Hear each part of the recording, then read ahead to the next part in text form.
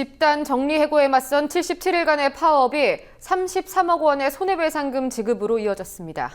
2009년 쌍용차 파업에 대해 사측이 제기한 손해배상 소송 2심 판결에서 법원은 또 한 번 사용자의 손을 들어줬습니다. 근로조건 정상화를 위한 파업의 책임을 노동자에게만 떠넘겼다는 비판이 제기되고 있는데요. 박다솔 기자가 보도합니다. 쌍용자동차의 해고 노동자들이 사측에 33억 원의 손해배상금을 지급해야 한다는 판결이 나왔습니다. 서울고등법원 민사 2부는 쌍용차 사측이 금속노조 쌍용차 지부에 제기한 손해배상 청구 소송에서 쌍용차 지부가 사측에 33억 원을 지급하라며 1심에 이어 원고 일부 승소 판결을 내렸습니다.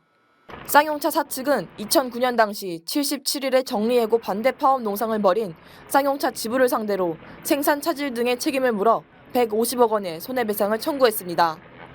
판결 직후 쌍용차 지부는 즉각 기자회견을 열어 노동 탄압이라고 주장했습니다. 47억! 우린 도저히 갚을 수 있는 능력도 없습니다. 2009년부터 지금까지 7년이란 긴 시간 동안 그 낭떠러지 끝에서 떨어지지 않으려고 몸부림쳐 왔습니다.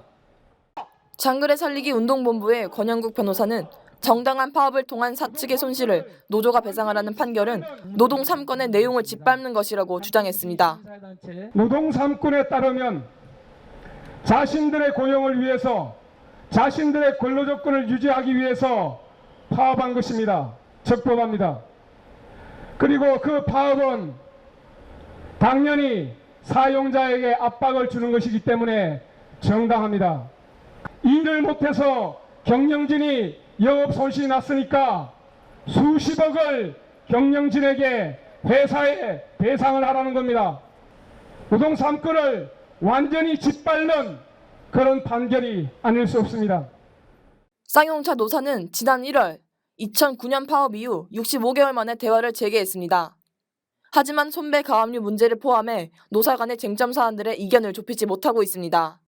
김득중 금속노조 쌍용차 지부장은 해고자 복직을 요구하며 17일째 단식 중이지만 교섭은 좀처럼 합의점을 찾지 못하고 있습니다.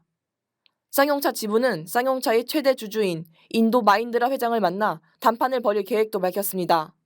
인도 붐바이로 가서 인도 마인드라 회장을 만나서 교섭이 재개될 수 있고 올바른 교섭이 돼서 해고자 문제가 풀릴 수 있고 손배가압류 문제가 해결될 수 있도록 이런 요구를 담은 서한서를 전달할 예정이고요. 보름 단위로 생각을 했지만 그 이상의 투쟁을 더 배치를 해서 더 인도에서 가열전 투쟁을 하겠다라는 것이. 손해배상 가압류 제도는 노동조합의 합법적인 투쟁에 제동을 거는 사측의 무기로 활용되고 있다는 지적이 끊이질 않습니다. 작년 겨울 가수 이효리 씨 등이 참여해 큰 반향을 일으킨 노란봉투 캠페인은 손배 가압류로 생활이 어려워진 노동자들과 연대하기 위한 활동이었습니다. 이 노란봉투 캠페인을 법제화하기 위한 법안도 발의됐습니다.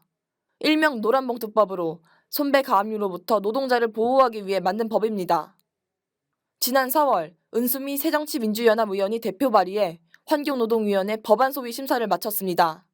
손배 금액 자체가 높게 책정되는 것이 사실은 법적 근거나 기준이 모호하다 해서 이제 법이 법적으로 그 근거나 기준을 마련하자라는 게 골자입니다.